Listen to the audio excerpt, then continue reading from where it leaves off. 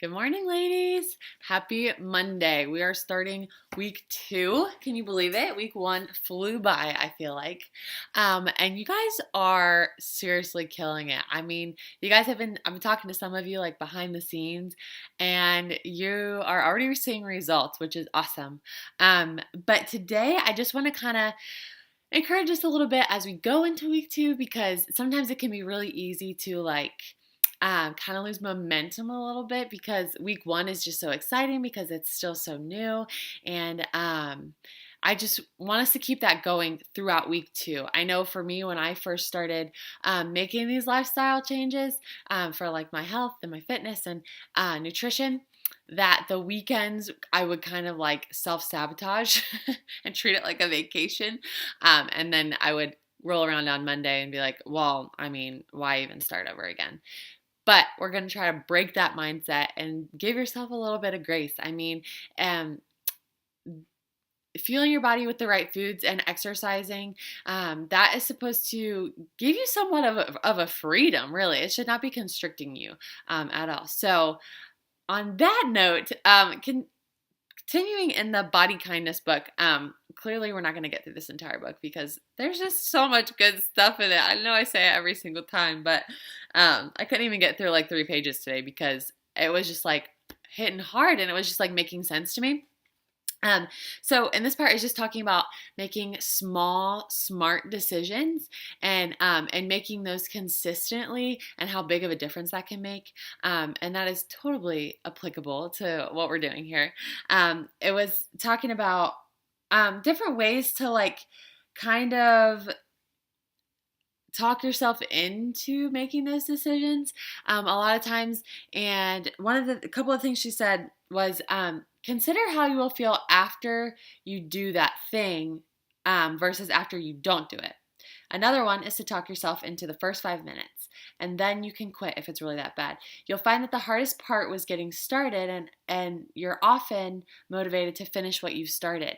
And that's something I've actually started. I've been like telling myself for the past few months is like, whenever I don't want to work out or am finding some excuse to not eat well or mostly with my workouts, I'm like, okay, I know how much better I feel after I do it. If I don't do it, I'm going to keep thinking about how I didn't do it and about just how crappy I feel.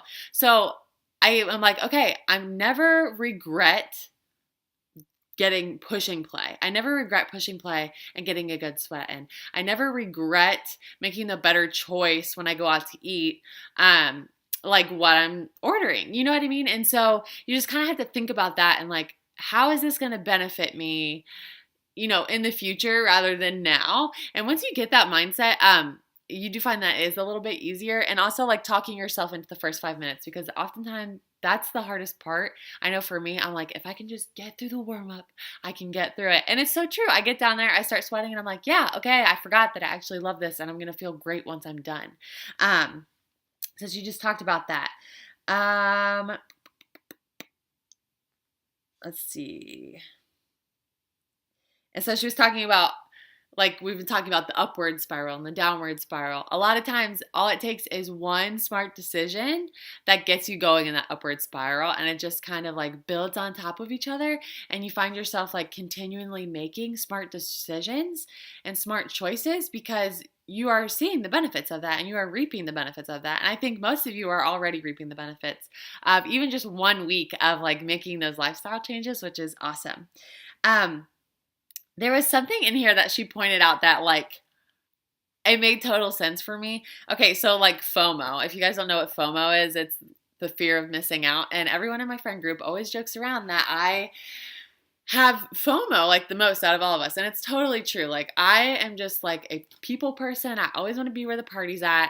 I mean, and that trickles down into like going out to eat, paying to go, I don't know, like on a vacation, or like skipping work to getting someone to cover my shift so that I can go hang out and stuff like that. And all of that is not bad, but when it becomes like a mentality, that's when it really starts to like get a grip on you.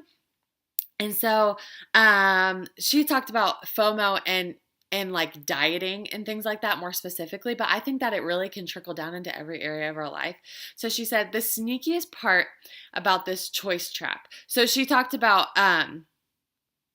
basically when you have this like mentality of like, oh, I'm gonna miss out, I'm gonna miss out, it puts you into a choice trap. It gives you like you literally have no choice but to do what everyone else is doing for the sheer fact of missing out.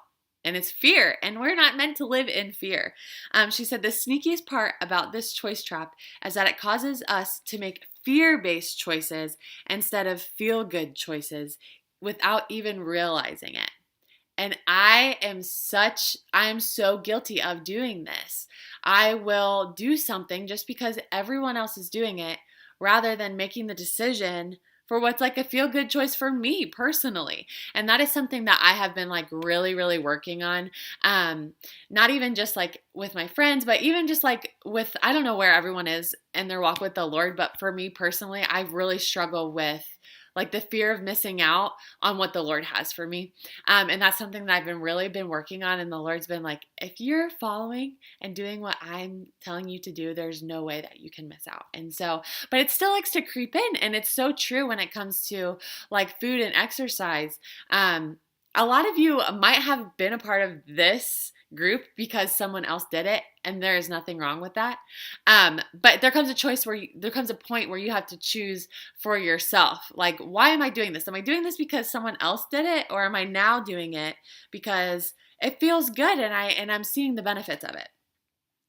So it says, ask yourself, is this really what I want, or is this FOMO? It said, remember, the F in FOMO means fear. That feeling does not help you make any rational decisions.